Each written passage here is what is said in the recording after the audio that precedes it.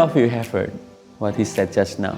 From now on, choose your best place. Chase closeness. So aku encourage kalian semua untuk berlomba-lomba nih. Ibadah kita duduk di depan semua.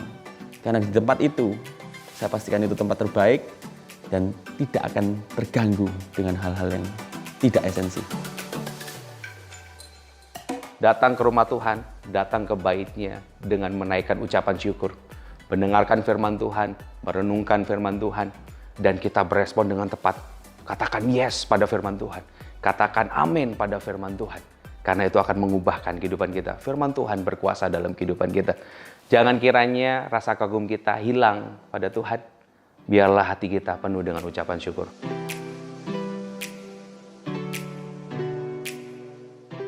If you don't make your decision, it will never be your home eventually. So trust His best plan through this imperfect family.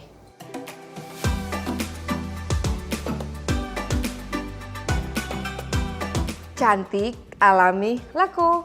Buat KJCians yang baru pertama kali hadir di ibadah KJC, ini bukanlah bahasa Latin, apalagi bahasa Korea.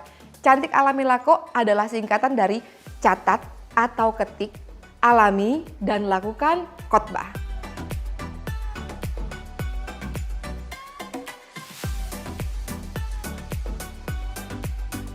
Dengan mencatat atau mengetik khotbah berarti kita tidak mau kehilangan hal yang berharga itu. Kita simpan catatannya dan kita bisa baca kembali di rumah supaya benar-benar kita bisa mengalami firman lewat apa yang kita tulis. My home is KGC. From our heart. To yours, We love you, KJCians.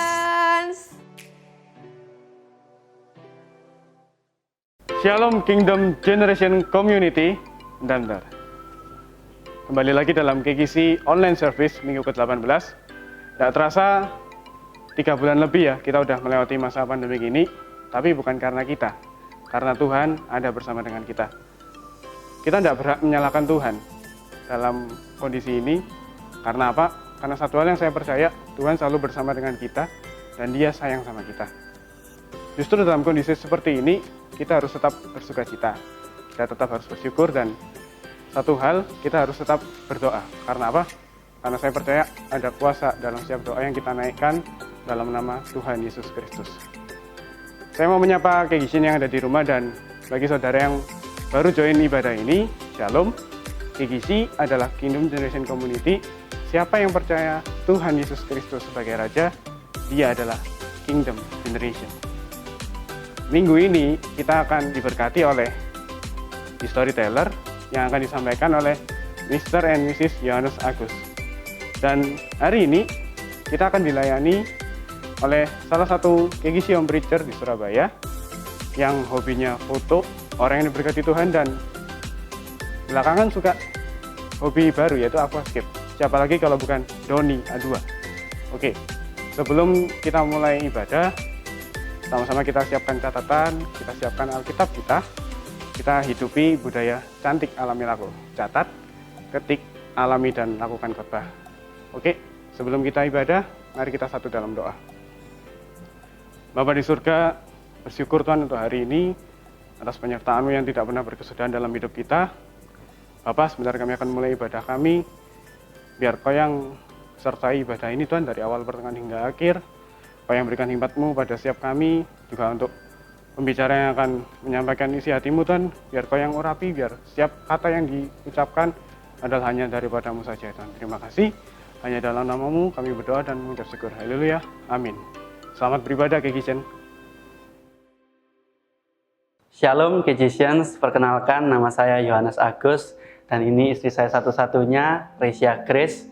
Kami akan di storyteller tentang kebaikan dan mujizat Tuhan yang terjadi dalam kehidupan kami sebagai suami dan istri. Resia akan menceritakan lebih detail karena dia yang mengalami, saya hanya mendampingi. Jadi 2 Desember 2019 yang lalu, puji Tuhan Tuhan percayakan kami dengan seorang anak. Saya melahirkan di hari itu.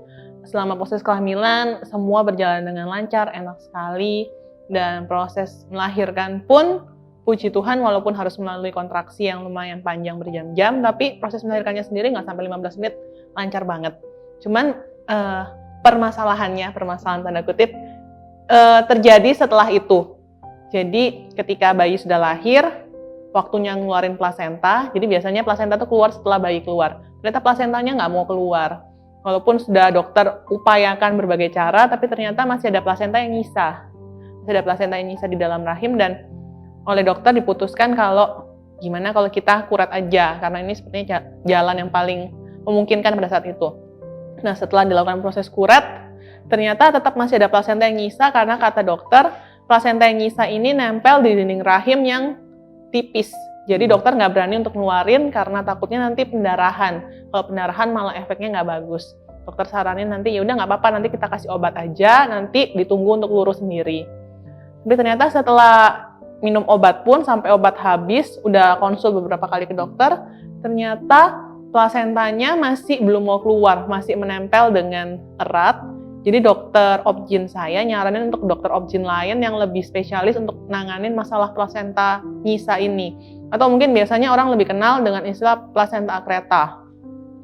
Jadi setelah kita ke dokter yang satunya, diperiksa, dokter bilang, oh ini nggak bisa, kita nggak berani untuk ngambil resiko ngeluarin karena ternyata dia nempel di saluran telur. Yang mana dinding saluran telur itu tipis banget. Jadi kalau sampai kesobek dikit atau kesenggol dikit itu bisa menyebabkan pendarahan yang parah. Dan efek terburuknya adalah saluran telur harus dipotong, jadi nggak bisa punya anak, efeknya adalah. Dan juga kalau pendarahan parah yang ditakutkan adalah efek sampingnya meninggal. Jadi dokter tanya apakah ada demam atau pendarahan, nggak ada, jadi dokter sarankan untuk observasi setiap bulan aja sambil menunggu gimana perkembangan plasentanya. Setelah sepanjang perjalanan ini kita sempat cari tahu apa sih plasenta akreta kayak gitu. Terus bahayanya apa? Terus kita juga sempat tanya dokter juga. Ya memang kemungkinan terburuk dari plasenta akreta ini adalah kematian. Jadi menyebabkan kematian pada ibu yang ngalamin. Kita awal-awal tahu hal ini sempat khawatir banget sih. Sempat kok sampai kayak gini ya? Kok ada yang nggak enak kayak gini? Tapi kita waktu itu kita sepakat doa, kita berserah sama Tuhan. Tuhan biar terjadi sesuai dengan kehendak-Mu. Kami nggak ngerti, dokter juga nggak ngerti. Biar Kau sendiri yang beracara. Jadi apapun yang terjadi kami percaya itu seturut dengan kehendak-Mu dan Kau yang pegang kendali atasnya. Udah sering berjalannya waktu, kita kontrol bolak-balik ke dokter setiap bulannya. Pas itu lagi sehari sebelum Sinca 2020, tiba-tiba saya ngalamin diare yang cukup parah sampai kesakitan banget, dan malamnya itu nggak tahu kenapa bisa sampai sakitnya tuh kayak kontraksi mau melahirkan, benar-benar sakit banget sampai nggak kuat, sampai diminumin obat diare berkali-kali. Dan puji Tuhannya sih, tapi hari itu berlalu dengan baik, walaupun dengan sakit tapi masih oke lah. Tapi tiba-tiba besoknya pas hari Sincianya itu, tiba-tiba sore-sore pas saya lagi ke toilet, kok kayak ada sesuatu yang mau keluar. Terus saya heboh panggil-panggil suami saya. Ini kok kayak ada yang mau keluar, apa, nggak ngerti. Cuman kita kayak udah sama-sama saling tahu kok, jangan-jangan ini plasentanya yang mau keluar sesuai kata dokter. Jadi kemungkinan yang paling bagus itu adalah plasenta bisa keluar dengan sendirinya tanpa bantuan apapun. Tapi kata dokter itu kemungkinannya kecil. Jadi pasien dia sebelumnya yang lumayan parah juga, itu baru 2,5 tahun bisa hilang, dan itu hilang bukan keluar. Hilang jadi masuk ke dalam dinding rahim. Jadi pas kita saya ngerasain ada yang mau keluar itu langsung benar-benar, oh ternyata akhirnya juga keluar walaupun dengan bantuan tarikan sedikit. Terus kita langsung kontak dokter obgyn kita, tanya, dok ini ada yang keluar, gimana? Sama dokter suruh fotoin, ternyata memang itu sisa plasenta, cuman dokternya masih khawatir kalau itu cuma sebagian yang keluar, takutnya sebagian masih di dalam dan mengakibatkan pendarahan. Akhirnya dokter suruh kita beli obat di apotik. Saya minum obatnya sampai habis. Setelah obat habis, kontrol lagi ke dokter untuk memastikan apakah masih ada sisa plasenta yang di dalam rahim apa enggak. Dan puji Tuhan, ternyata dokter bilang sudah bersih dan ukuran rahim sudah kembali mengecil seperti sebagaimana seharusnya. Dalam proses ini kami bersepakat untuk berdoa dan berpuasa. Kenapa? Karena kami bingung juga harus meletakkan kepercayaan kami pada siapa. Dokter pun tidak tahu kenapa ini terjadi dan harus seperti apa. Hanya diobserve, dan diobserve. Ketika kami bersepakat untuk berdoa dan berpuasa, kami meletakkan kepercayaan kami hanya kepada Tuhan saja. Karena kami percaya rancangan Tuhan bukan rancangan kecelakaan. Ketika semua ini kami lewati berdua, selesai, mujizat Tuhan terjadi atas Resia, plasentanya bisa keluar dengan sendirinya, tanpa operasi atau tindakan medis apapun. Dan kami juga mendapatkan mujizat yang terbesar bahwa kami semakin hari setelah proses itu, setelah permasalahan itu dilewati, kami semakin hari iman kami bertambah. Pengenalan kami akan Tuhan Yesus semakin hari semakin dalam. Doa adalah bukti atau penyataan kita berharap hanya kepada Tuhan saja. Jadi kami encourage untuk Kejisian terus berdoa untuk berharap hanya kepada Kristus. Tapi yang terpenting adalah fokus utama kita bukan supaya mujizat itu terjadi, tapi supaya kita semakin hari semakin mengenal Allah lebih dalam lagi dan mengerti pribadinya. Saya percaya Tuhan juga sanggup menyatakan pribadinya lebih lagi kepada Kejisians. Jadi Kejisians harus terus bertumbuh dalam iman kepada Tuhan Yesus Kristus saja. Terima kasih, Tuhan Yesus memberkati. Sebab kasih-Nya sungguh besar dalam hidup kita. Amen. Let us praise Him. Come on, Kejisians. Come on. Thank you, God. We are free because of your blood.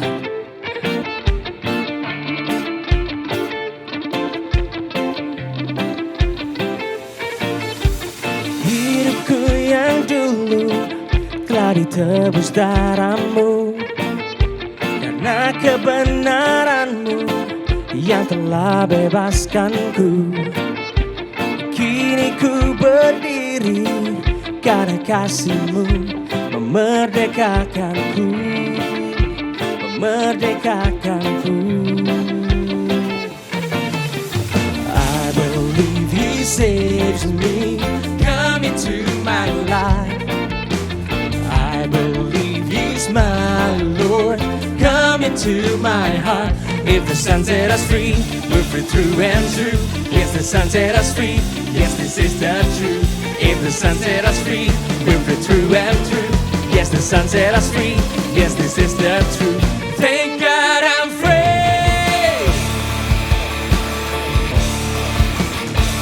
Thank God I'm free. Thank God I'm free. Hallelujah. Oh, oh, oh. Sing one more time. Hidupku yang dulu telah ditebus darah-Mu, karena kebenaran-Mu yang telah bebaskanku. Kini ku berdiri karena kasih-Mu memerdekakanku, memerdekakanku. Oh. I believe He saved me, come into my life.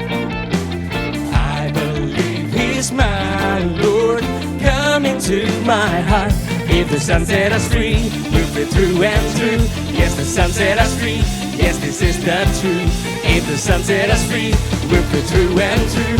Yes, the Son set us free, yes, this is the truth. Thank God I'm free.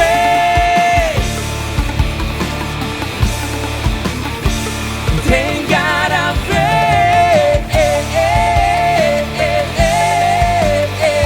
Thank God I'm free. Sebab kami hidup di firman-Mu Tuhan, karena kami tahu Firman-Mu adalah kebenaran yang memerdekakan kami. Haleluya.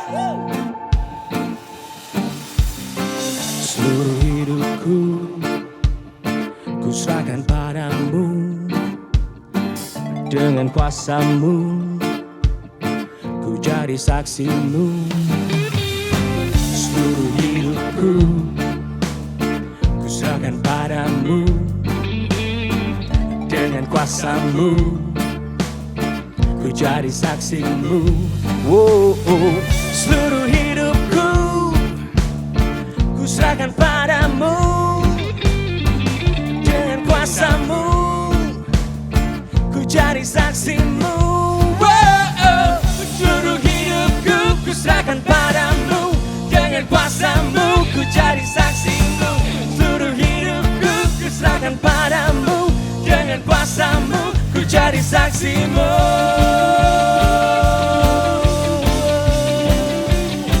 Ku jadi saksi-Mu.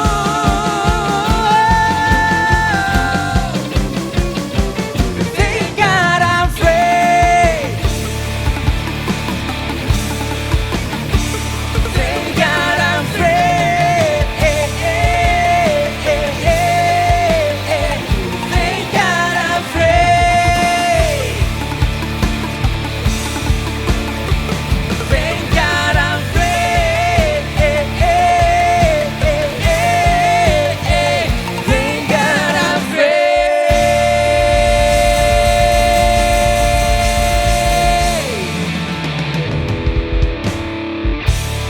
Sebelum menyembah Tuhan sama-sama, hari ini saya mau bacakan satu ayat untuk kita semua. Diambil di 2 Korintus 12 ayat 9.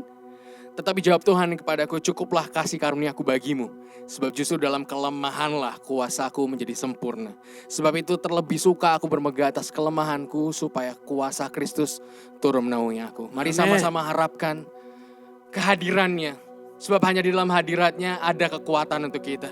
Yes, Lord. Haleluya.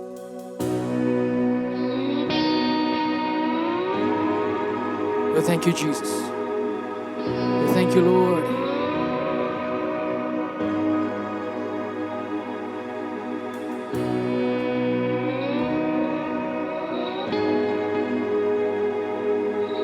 Engkau yang bekerja dalam kami, Tuhan.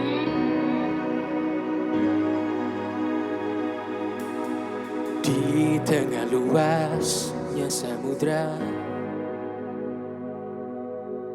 di dalam badai bergelora, Kaulah jangkar hidupku. Tak sekalipun ku goyah, firman terangi langkahku, sumber damai dalam hidupku. Ku aman di dalam-Mu, penyertaan-Mu sempurna. Sepasti mentari bersinar, begitu pun janji-Mu. Dalam segala perkara Engkau turut bekerja.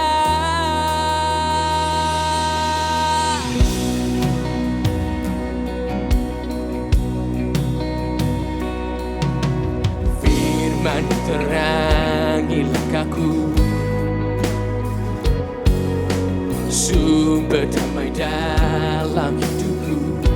Kami aman di dalam-Mu, Tuhan. Ku aman di dalam-Mu, penyertaan-Mu sempurna. Oh, oh. Sepasti mentari bersinar, begitu pun janji-Mu. Oh, dalam segala perkara Engkau turut bekerja.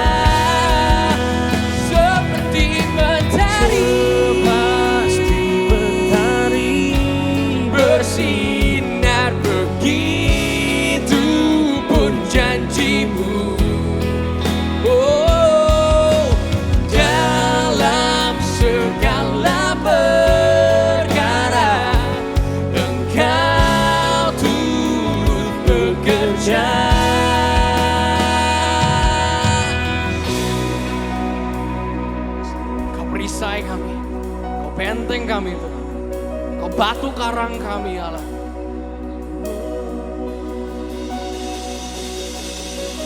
Perisai pelindungku, batu karang yang teguh, benteng pengharapanku. Kaulah Tuhan, Kaulah Raja. Perisai pelindungku, batu karang yang teguh, benteng pengharapanku.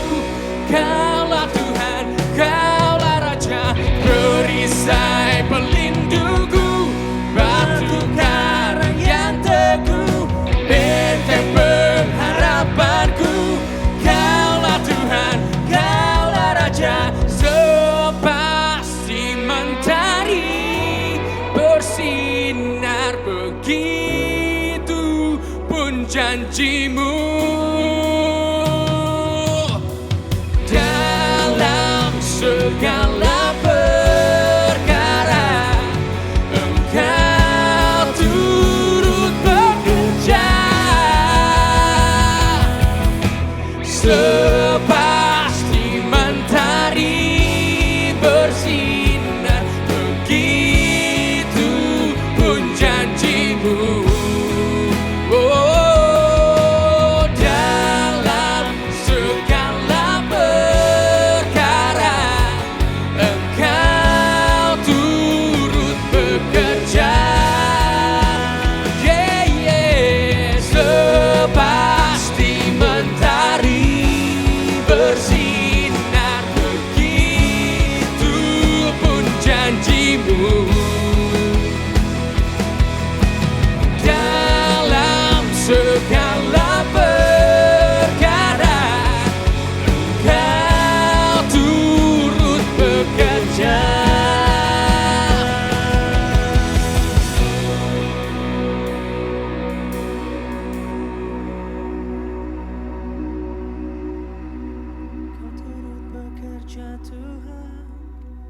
Di tengah apapun yang kami hadapi Tuhan, dalam badai, tengahnya samudera, lewati gunung, lewati lembah, lewati apapun Tuhan. Ada satu hal yang membuat kami yakin untuk terus berjalan. Adalah karena kami tahu dan kami yakin bahwa Engkau Allah yang beserta dengan kami. Apapun yang kami hadapi sekarang Tuhan, apapun keadaan hati kami sekarang, kami tahu Engkau lebih dari cukup Tuhan. Karena kami percaya Engkau Allah yang turut bekerja dalam setiap kelemahan kami Tuhan. Dalam siapapun yang kami lewati Engkau turut bekerja ya Allahku. We thank you Jesus. And that's why we call you Emmanuel. Because you always here, Lord. Here with us. We bless your name, oh Emmanuel. Oh God, you are with us.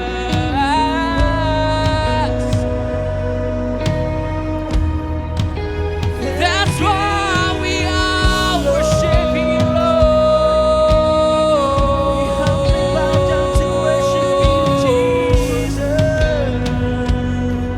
We thank you, Jesus.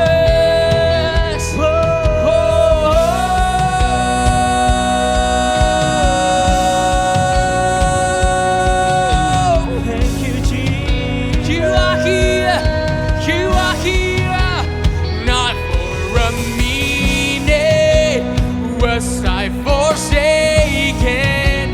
Lord is in this place, the Lord is in this place. Come Holy Spirit, dry bones awaken. The Lord is in this place, the Lord is in this place. Not for a minute was I forsaken. The Lord is in this place.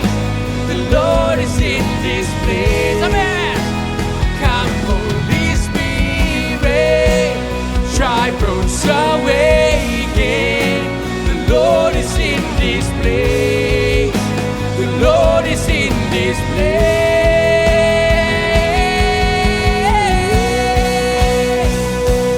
Oh, you are God in this place. You are God in this place.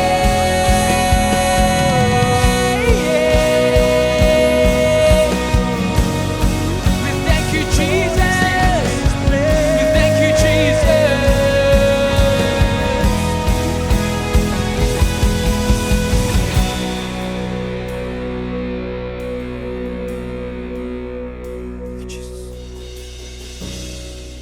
I'm not enough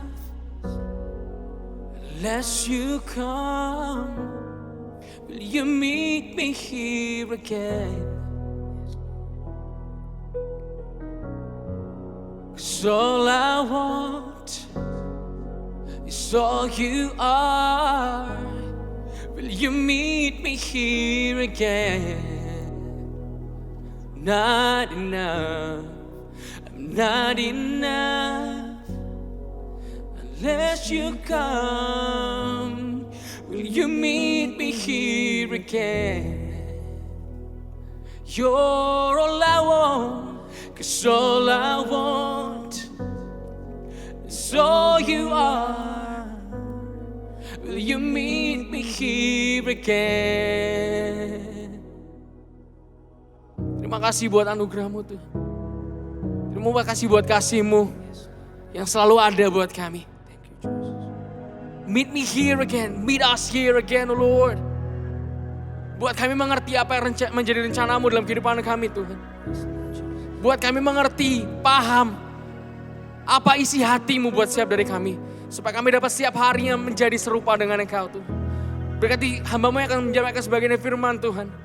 Kau percaya apapun yang disampaikan berasal dari hati Tuhan, disampaikan melalui beliau Tuhan. Sehingga nama boleh terus dipermuliakan lewat apapun yang disampaikannya.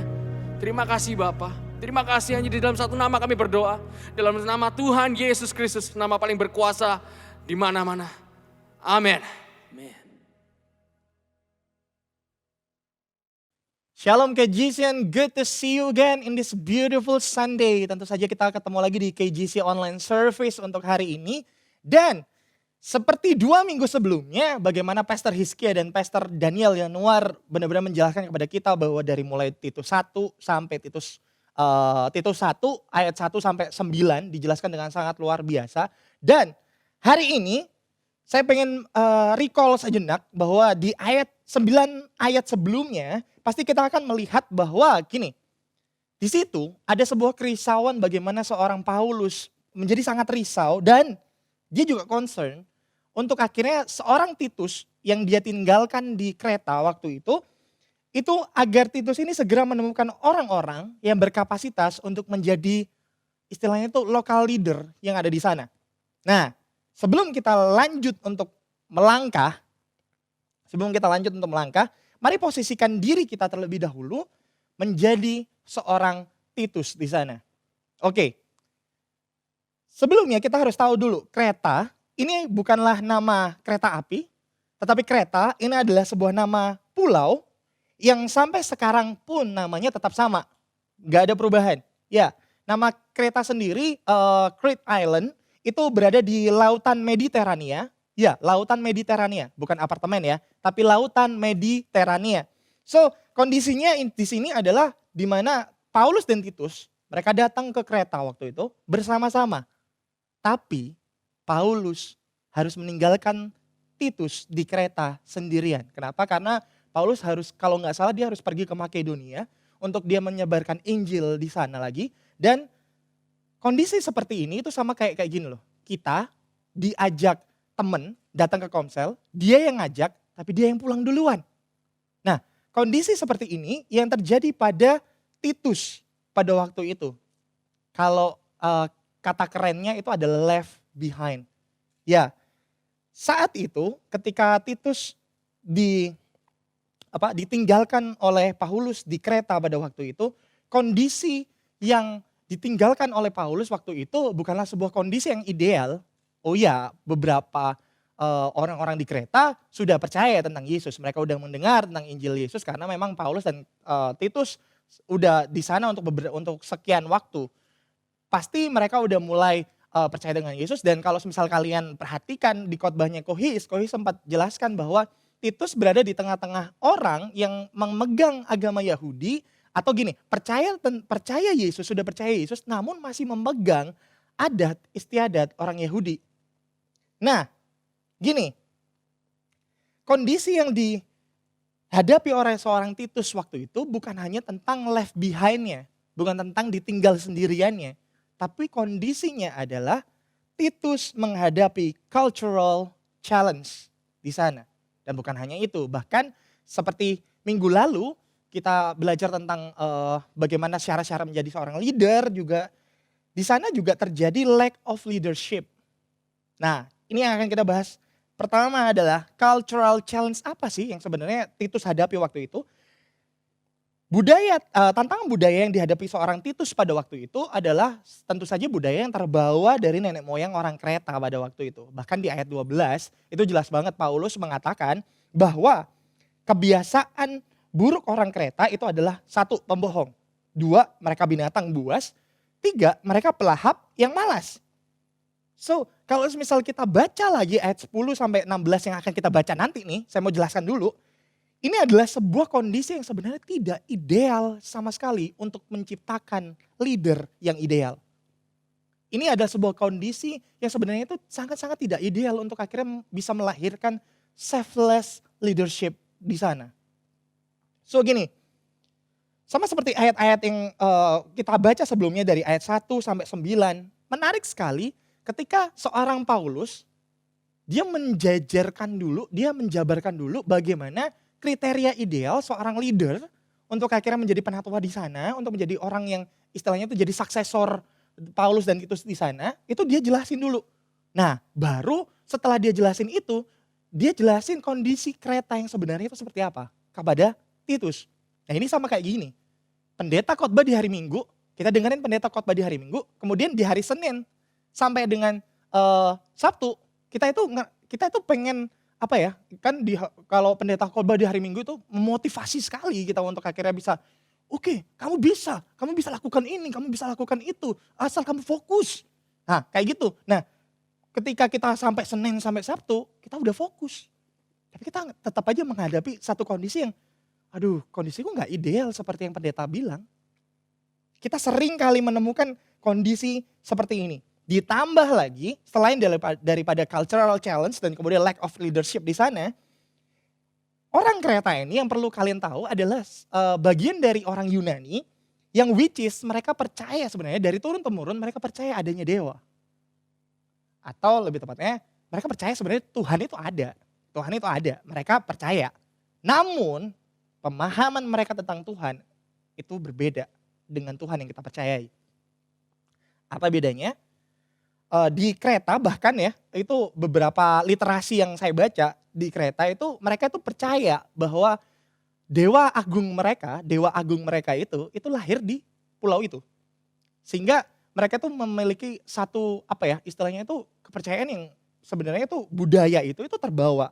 Budaya Yunani ini terbawa. Nah, ini yang mau ditwist, ini yang mau dirubah sama Paulus dan Titus di sana, merubah pemahaman mereka tentang Tuhan. Mereka mungkin percaya sama Tuhan. Tapi Paulus dan Titus mau bilang sama mereka, Tuhan memang ada. Tapi Tuhan mereveal dirinya bukan dengan cara yang mereka percayai. Tuhan mereveal dirinya dengan cara Yesus yang mati buat kita semua. Dan itu yang mau Titus dan Paulus sampaikan di Kreta. So, ini adalah kondisi yang terjadi di sana. Setelah itu, mari kita masuk lebih dalam di ayat 10 sampai 16. Mari kita buka Titus 1 ayat 10 sampai 16. Karena sudah banyak orang hidup tidak tertib, terutama di antara mereka yang berpegang pada hukum sunat. Dengan omongan yang sia-sia mereka menyesatkan pikiran, dan orang-orang semacam itu harus ditutup mulutnya. Karena mereka mengacau banyak keluarga dengan mengajarkan yang tidak-tidak untuk mendapatkan untung yang memalukan. Seorang dari kalangan mereka, nabi mereka sendiri pernah berkata, dasar orang Kreta pembohong, binatang buas dan pelahap yang malas. Kesaksian itu benar, karena itu tegurlah mereka dengan tegas supaya mereka menjadi sehat dalam iman. Ayat 14. Dan tidak lagi mengindahkan dongeng-dongeng Yahudi dan hukum-hukum manusia yang berpaling dari kebenaran. Ayat 15, bagi orang suci, semua suci. Tetapi bagi orang najis dan bagi orang tidak beriman, suatu pun tidak ada yang suci, karena baik akal maupun suara hati mereka najis. Nah, mereka mengaku mengenal Allah, ini ayat 16 ya. Mereka mengaku mengenal Allah, tetapi dengan perbuatan mereka, mereka menyangkal dia, mereka keji dan durhaka, tidak sanggup berbuat sesuatu yang baik. Ini adalah sebuah penggambaran sekaligus adalah sebuah instruksi dari Paulus yang cukup tegas dan mungkin bahkan sangat tegas untuk akhirnya disampaikan kepada Titus di sana. Istilahnya itu apa ya? Ini adalah sebuah peringatan tapi juga instruksi dari Paulus kepada Titus. Nah, lantas apa yang bisa kita ambil dari sini? Mari kita baca dulu di ayat 10. Tadi kita udah baca, kita baca lagi ayat 10. Karena sudah banyak orang hidup tidak tertib, terutama di antara mereka yang berpegang pada hukum sunat. Nah, coba berhenti sampai di situ. So, apa yang menjadi masalah? Jelas banget di ayat 10 ini ada sebab dan akibat. Mereka orang yang hidup tidak tertib. Dan apa sih penyebabnya sehingga mereka itu hidup tidak tertib? Apa penyebabnya? Simple. Paulus menuliskan di sana bahwa mereka berpegang pada hukum atau mungkin budaya yang salah. Apa yang mereka pegang itu salah. Sehingga ketika mereka pegang sesuatu yang salah, otomatis itu akan terpancar dari perbuatan mereka. Jadi salah. So guys, saya mau yang bilang hari ini, ketika apa yang kita pegang bukan lagi Yesus dan firman-Nya. Perhatikan, jalan kita akan lambat laun. Kita nggak sadar, lama-lama kita semakin mirip dengan dunia. Ya, ketika apa yang kita pegang bukan lagi Yesus dan firman-Nya, jalan kita akan menyimpang. Segala perbuatan kita, otomatis kita nggak akan pernah bisa jadi berkat buat orang lain. Why? Karena Yesus adalah sumbernya. So, seringkali kita ini jadi pribadi yang kita seringkali disesatkan oleh pemahaman-pemahaman dan pengajaran dari motivasi dunia. Tawarkan sama kita setiap hari. Bahkan orang kan sekarang bilang bahwa dunia ada di dalam genggaman kita, yaitu di HP kita. Kita buka Instagram, kita lihat budaya orang lain, kita lihat bagaimana cara hidup orang lain, sehingga kita coba untuk mengaplikasikannya dalam kehidupan kita. Padahal gini, ukuran kita itu firman Tuhan. Ukuran kita bukan apa kata orang banyak, tapi ukuran kita adalah firman Tuhan. Nah, masalahnya adalah banyak orang akhirnya mentoleransi sebuah ketidakbenaran hanya karena orang banyak melakukannya. Contoh simpel, loh banyak kok Kak yang mereka itu pacaran di luar Kristen, mereka pacaran beda agama, mereka fine-fine aja. Ada juga yang wajar kok Kak kalau semesta pacaran itu udah pegang-pegang HP maksudnya, pegang-pegang dan lain sebagainya. Wajar kok Kak kayak gitu, dunia tawarkan itu. Bahkan aku kalau lihat selebgram itu mereka liburan sama pacarnya fine-fine aja Kak, mereka tinggal sekamar di hotel, wajar-wajar aja.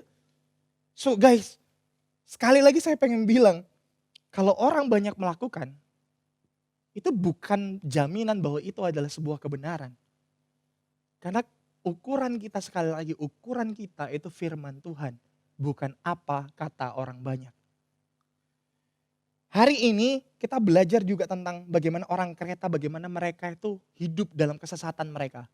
Kenapa? Karena apa yang mereka pegang bukan firman dan Yesus. Mereka menjadi pribadi yang gak bisa jadi berkat buat orang lain. Kenapa? Karena akhirnya mereka hidup untuk diri mereka sendiri. Karena mereka gak berpegang pada Yesus. So hari ini pertanyaan saya kepada kita semua, kemana kita hari-hari ini berpegang? Bukankah musim COVID hari-hari ini mengajarkan kepada kita bahwa gak ada satupun di dunia ini yang bisa menjamin kehidupan kita? Bukankah hari-hari ini kita belajar dari musim COVID ini bahwa uang kita bahkan gak bisa nyelamatin kita dari COVID? Kalau rumah sakit penuh, ventilatornya kehabisan, kamu mau bayar berapa ratus juta pun, sorry to say. So hari ini, apa yang bisa menjamin kita hari-hari ini? Bisnis kacau, tabungan menipis. Masihkah kita mengandalkan kesuksesan kita di dunia ini untuk akhirnya kita melihat bahwa Aku bisa berpegang pada uangku.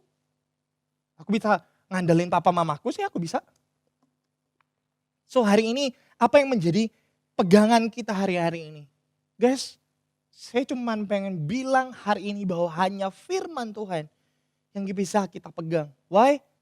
Karena gini, segala sesuatu terjadi di ribuan tahun yang lalu, tapi firman itu tetap hadir di hidup kita dan bisa jadi berkat buat kita. Banyak orang membuat firman ini tuh mungkin memfitnah firman ini, mencoba untuk memutarbalikkan fakta yang di dalamnya. Ada yang bilang bahwa Alkitab kita yang kita bawa itu udah dirubah dan lain sebagainya. Hei, saya cuma pengen bilang, hari ini firman itu masih jadi firman yang sangat memberkati kita. Firman yang bisa mengubah hidup kita. Kenapa? Karena firman ini bukan bicara tentang kita. Firman ini bicara tentang Allah pencipta kita.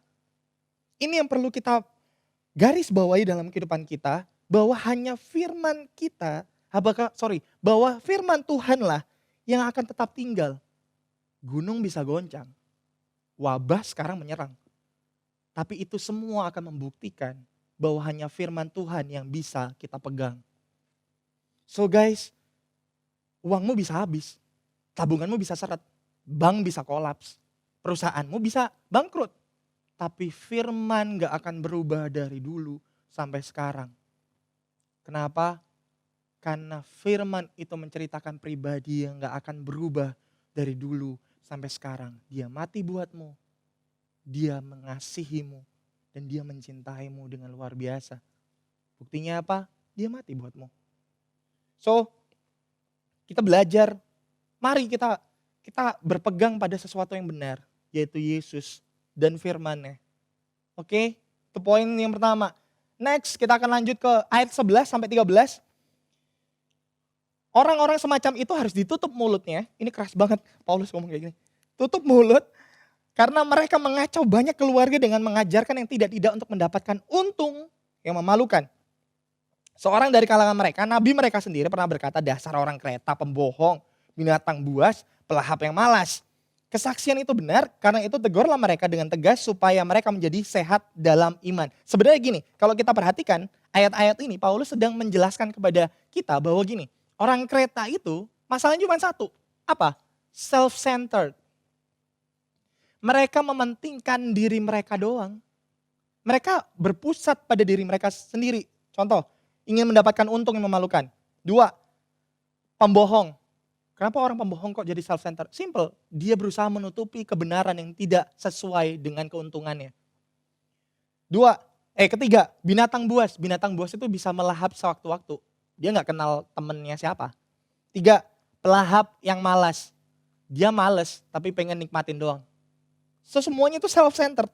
Dan dari sini kita bisa melihat bahwa gini, self-centered, orang yang berfokus pada dirinya sebenarnya akan membawa dirinya sendiri kepada kondisi yang tidak sehat dalam hidupnya. Sorry to say, jika hari-hari ini engkau berfokus dengan dirimu sendiri, engkau sedang berjalan menuju ketidaksehatan imanmu. Oke guys, hari ini mungkin kalian menjadi orang-orang yang hari-hari ini lagi self-centered di tengah kondisi yang benar-benar ya hari-hari ini ya kondisi seperti social distancing nih, itu membuat kita itu jadi kayak ya wajarlah orang self-centered karena orang kan harus melindungi dirinya sendiri ya. Tapi saya mau bilang, come on. Mungkin kita memang harus social distancing, tapi jangan sampai kita love distancing. Kita mungkin harus menjaga diri kita, tapi itu tidak menghentikan kita untuk kita peduli sama orang lain. Jangan sampai kepedulian kita itu hanya ditekankan kepada sentuhan fisik. No, kepedulian kita itu terlihat dari mana? Terlihat bagaimana kita itu care sama orang lain. Come on guys, come on. Self-centered itu berarti berfokus pada diri kita sendiri. Dan gini, ini masalahnya. Self-centered itu adalah bukti bahwa sebenarnya ada yang salah dengan hidup kita. Kalau kita mulai fokus sama diri kita, jujur, kita sedang sakit. Ya, karena gini, orang yang berfokus pada kepentingannya, keinginannya, itu adalah orang-orang yang sebenarnya butuh untuk dikasihi. Saya mau bilang sama kamu hari ini, yang self-centered, saya mau bilang sama kamu yang mungkin hari ini aku gak peduli sama orang lain, yang penting hidupku fine-fine aja. Sorry banget hari ini. Kamu orang yang benar-benar butuh untuk dikasihi. Kamu yang sebenarnya sedang butuh kasih Kristus. Kepuasanmu bukan terletak pada bagaimana dunia memperlakukanmu. Tapi kepuasanmu itu terletak dari bagaimana kasih Kristus mengalir di hidupmu. Kau paling butuh Kristus di sana. Dan saat kasih Kristus mengalir di hatimu, percayalah, yang dia pulihkan bukan hanya kamu, tapi juga lingkunganmu.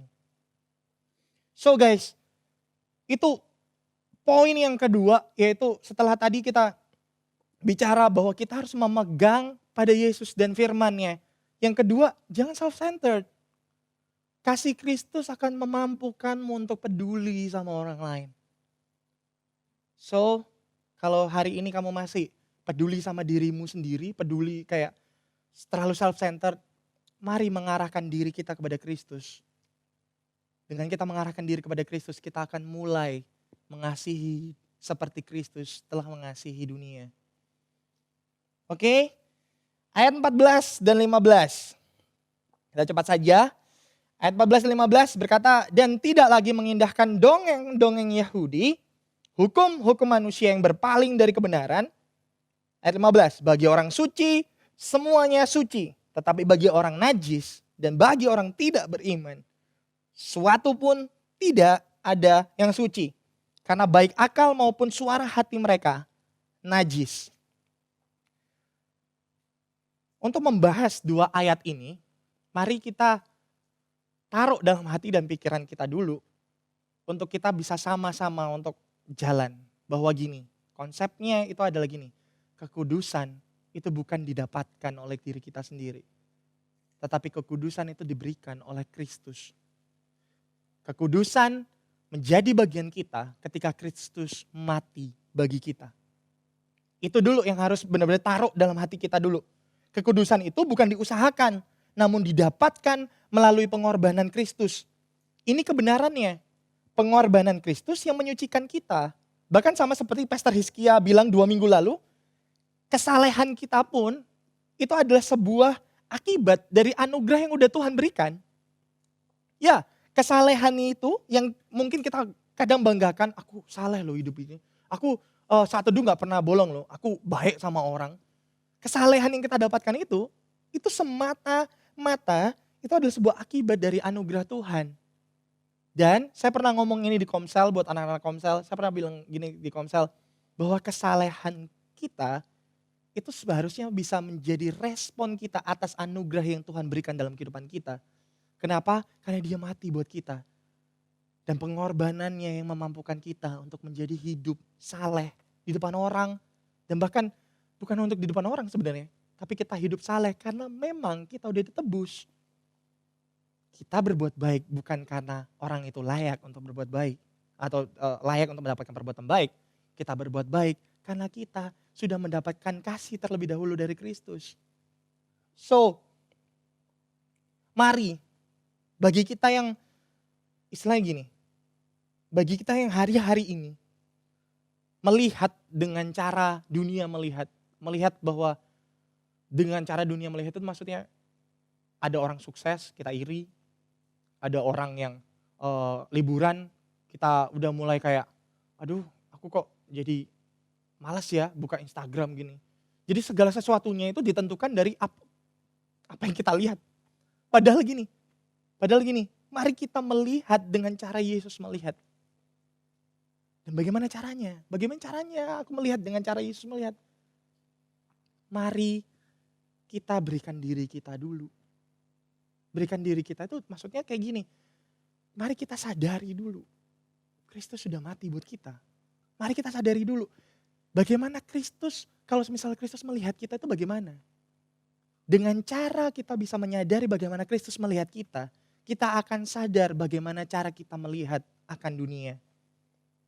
Bagi dunia, semuanya itu rusak sama seperti ayat 15 bilang. Bagi orang suci semuanya suci. Tetapi bagi orang najis Dan bagi orang tidak beriman, sesuatu pun itu nggak ada yang suci. Jadi semuanya itu pada salah semua. Semua itu salah. Ngelihat orang jadi judgment.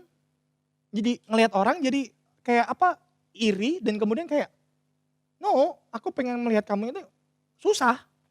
Aku nggak pengen melihat kamu seneng. Bahkan berapa orang, coba artis Korea aja deh, hitung. Berapa artis Korea yang bunuh diri hanya karena judgment dari netizen. Just a simple. Apakah hari-hari ini kita melihat dengan cara dunia melihat, yang melihat dunia, yang melihat orang-orang ini hanya dengan cara judgment dan kemudian menghakimi dan lain sebagainya? Guys, ayo balik lagi kepada Kristus sehingga kita bisa melihat bagaimana cara Kristus melihat. Bayangkan, ketika Kristus datang ke dunia, dia disakiti, dicambuk, gak diakui, diludahi. Dia yang ciptakan manusia loh. Tapi dia ditolak oleh ciptaannya. Tapi gak ada sedetik pun dia berpikiran untuk ini. Aku mau hancurkan semua manusia ini. Padahal dia punya kuasa untuk itu. Tapi dia gak milih itu. Dia gak kayak gitu. Apa yang Kristus lakukan saat itu? Karena dia fokus. Fokusnya apa? Dia terlalu fokus mengasihi kamu. Dia sangat mengasihi kita sehingga dia melihat kita gak dengan cara dunia melihat. Dia melihat kita dengan kasih yang mau mengampuni. Bukan egoistik belaka. Dia sebenarnya punya alasan untuk jadi egois. Kenapa? Karena dia Tuhan. Tapi dia gak seperti itu. Dia Kristus yang mau melihat kita dengan cara yang berbeda. Demikian dengan kita juga. Mari lihat dengan cara Kristus. Kita akan melihat segala sesuatunya dengan cara yang berbeda. Bukan menjudge, tapi akan menjadi peduli. Ya, peduli. Kita akan melihat betapa kasih karunia-Nya itu memampukan kita melihat bagaimana dengan cara Yesus melihat. Ya, kalau kita melihat dengan cara Yesus melihat segala sesuatu, masalah itu akan menjadi sesuatu hal yang ya itu harus kita lewati. Harus kita menangkan bersama Kristus, harus. Dan bahkan kalau misal ada sesuatu hal yang tidak mengenakan, kita akan belajar di sana. Kenapa? Karena seperti Pastor Yosia bilang, di dalam lembah kekelaman kita justru akan melihat kekuasaan Tuhan yang lebih besar. Nah, bahkan ketika kita bisa melihat bagaimana Kristus melihat, kita akan sadar bahwa mungkin teguran sama seperti ayat di Paulus ini, Paulus kan memerintahkan Titus untuk menegur mereka dengan keras. Bahkan gini, kita juga ketika kita ditegur, kita punya cara pandang yang benar. Kita gak langsung tersinggung. Bahkan kita pun bisa menegur orang lain bukan karena kita benci sama mereka. Kita bisa menegur mereka dengan kasih karena kita peduli sama mereka. Karena saya percaya bahwa peduli itu bukan berarti kita lembek. Peduli bukan berarti kita tidak tegas. Tetapi peduli itu justru adalah momen di mana kita berani mengungkapkan apa yang benar di atas apa yang salah. Karena banyak orang yang mengira bahwa aku gak mau negur dia karena aku peduli sama dia. Salah. Kalau kamu peduli sama dia, mari ungkapkan kebenarannya apa. Kepedulian tertinggi, Pastor Hizkia pernah bilang, kepedulian tertinggi adalah ketika kita mengungkapkan kebenaran bagi orang itu. So guys, mari kita lebih peduli dengan sesama dan jangan pernah membuat mereka merasa ditinggalkan. Sama seperti Titus. Dia enggak merasa meskipun dia left behind, tapi dia enggak ngerasa ditinggalkan di sana. Justru dia benar-benar stay pada tracknya Tuhan dan saya percaya itu juga akan terjadi dalam kehidupan kita. Kenapa? Karena Kristus yang sama yang menyelamatkan Paulus dan Titus itu juga menyelamatkan kita. So, ayat 16 kita baca di poin terakhir kita. Mereka mengaku mengenal Allah, tetapi dengan perbuatan mereka menyangkal Dia, mereka keji dan durhaka, tetapi tidak sanggup berbuat sesuatu yang baik. Guys, dari ayat ini kita tahu bahwa gini, dunia itu udah kenyang dengan teori keagamaan, teori ketuhanan. Dunia udah kenyang. Udah kenyang. berapa banyak agama di dunia? Ya, dunia udah kenyang dengan semuanya. Mereka tahu ada Tuhan, namun mereka punya pemahaman yang salah tentang Tuhan.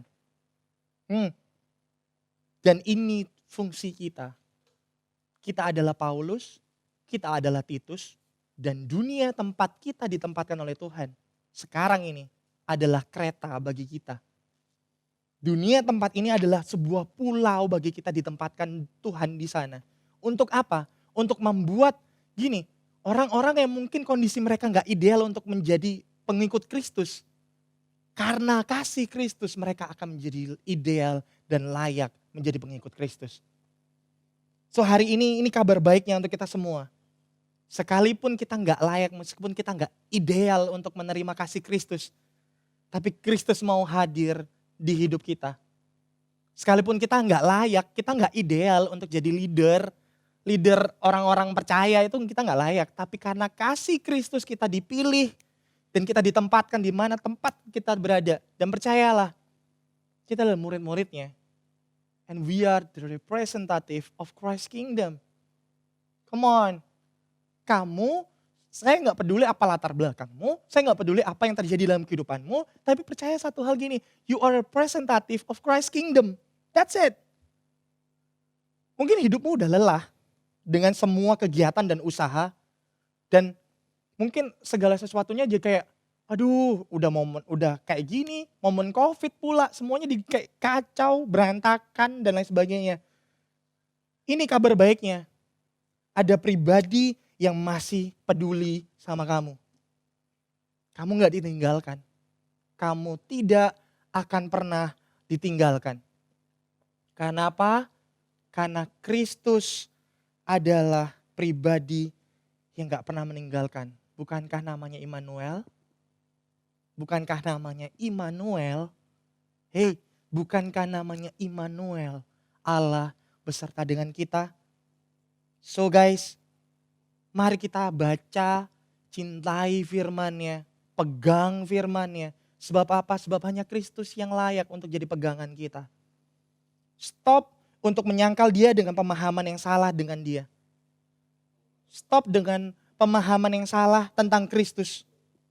Baca dan cintai firman-Nya, kenali pribadinya, dan biarkan dia menyatakan dirinya. Dan lihat,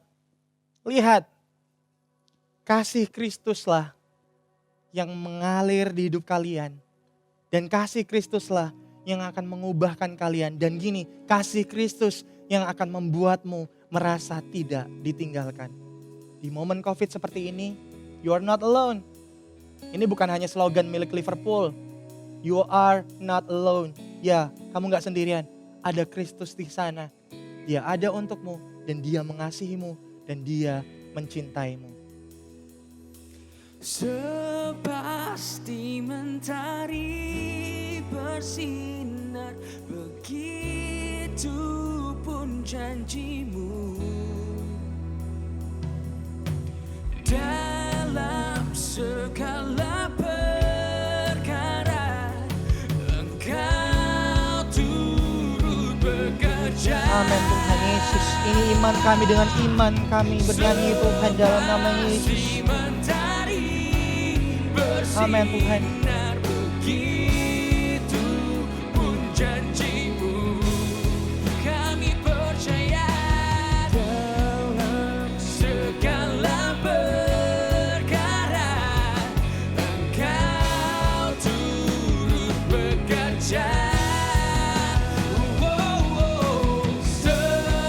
Yes Lord.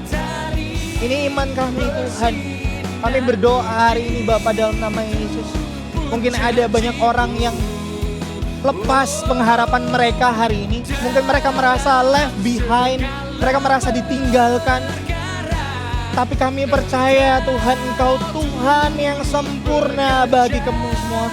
Engkau Tuhan yang sempurna bagi kami semua Bapa, di dalam nama Tuhan Yesus. Di dalam nama Tuhan Yesus. Kami percaya akan janji-Mu Tuhan. Kami percaya bahwa Tuhan yang sama yang menyertai Paulus dan Titus, itu adalah Tuhan yang sama yang menyertai kami sampai detik ini. Tuhan, kami percaya kepada firman-Mu. Firman-Mu yang tinggal tetap, Firman-Mu yang mungkin beribu-ribu kali, jutaan kali berusaha dikacaukan oleh orang, berusaha disingkirkan oleh orang. Tapi firman-Mu tetap ada bagi kami sampai sekarang.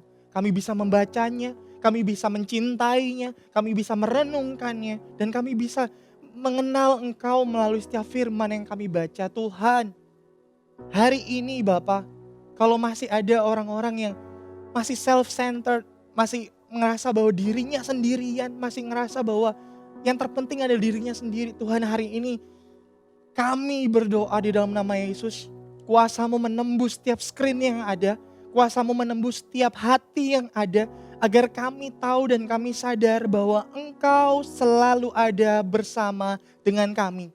Terima kasih Kristus, terima kasih untuk pengorbanan-Mu. Bapa, hari ini kami belajar. Kami belajar hal yang simpel Tuhan. Tapi kami percaya Bapa. Kami percaya Tuhan. Kami tahu kami gak ideal. Kami tahu kondisi sekitar kami pun gak ideal untuk kami percaya padamu. Mungkin kondisi hidup kami pun gak ideal untuk jadi pengikut-Mu. Tapi kami bersyukur kami punya Tuhan yang peduli sama kami. Sehingga gini, kondisi kami gak ideal. Kau sempurnakan oleh darah-Mu Tuhan. Kenapa? Karena kami sembah Tuhan yang sempurna. Kami menyembah Tuhan yang gak pernah tinggalkan kami. Kami menyembah Tuhan yang sekalipun wabah menyerang, gunung goncang, Engkau tetap ada memegang tangan kami Bapa. Terima kasih Tuhan. Kami gak tahu sampai kapan wabah ini akan berakhir. Tapi kami tahu ini pasti akan berlalu. This too shall pass. Tapi firman-Mu tinggal tetap Bapa. Terima kasih Bapa, terima kasih. Kami memberkati Tuhan untuk anak-anak-Mu yang hari ini mungkin mengalami depresi karena keuangan mereka. Depresi, mungkin mereka merasa sendirian di luar sana. Hari ini Kau nyatakan kasih-Mu. Hari ini Engkau sendiri yang datang kepada mereka Bapa. Firman-Mu sendiri yang datang kepada mereka. Firman ini akan merubah hidup mereka. Mereka akan melihat dengan cara Yesus melihat. Dan mungkin hari ini Tuhan kami berdoa untuk mereka yang masih self-centered. Firman-Mu akan merubah hati mereka. Sehingga mereka belajar bagaimana cara Yesus peduli kepada kita semua. Peduli kepada kami semua Tuhan. Sehingga kami bisa lebih peduli dengan orang-orang di sekitar kami. Terima kasih Bapak, terima kasih. Tuhan, hari ini kami selesai. Tapi kami percaya firman-Mu akan terus beracara dalam hati kami. Sebab kami tahu Roh Kudus-Mu ada bagi kami. Dan membimbing kami. Dan gak pernah tinggalkan kami. Terima kasih Bapak, terima kasih. So hari ini Tuhan kami terima firman-Mu. Dan KGCN, mari angkat kedua tangan kita. Mari kita arahkan pandangan kita kembali kepada Kristus. Ya, Kristus yang sama yang mengasihi-Mu. Kristus yang selalu ada untuk-Mu. Kristus yang selalu menantikan-Mu untuk kembali kepadanya. Come on, mungkin ini pertama kalinya Engkau datang. Welcome home. Ya, karena rumah itu bukan bangunan. Rumah itu adalah di mana Kristus itu ada di sana. Terima kasih Tuhan, terima kasih. Tuhan memberkati Engkau dengan luar biasa. Tuhan mengarahkan wajahnya kepadamu. Dan Dia memberikan damai sejahteranya bagimu. Sebab kehadirannya dalam kehidupanmu akan merubah hidupmu. Bahkan bukan hanya hidupmu, tetapi seluruh aspek kehidupanmu. Kau akan menjadi serupa, semakin hari semakin serupa dengan Kristus. Cara pandangmu akan berbeda. Kau akan mengembang ke kanan dan ke kiri, berlipat ganda dengan dahsyat. Dan kami percaya Tuhan, ini berkat yang kami terima. Hanya di dalam nama Tuhan Yesus kami berdoa dan kami menerima janji Tuhan. Di dalam nama Yesus semua percaya katakan, Amen. So KGCN, see you again next week. Tetap di KGC Online Service. God bless you.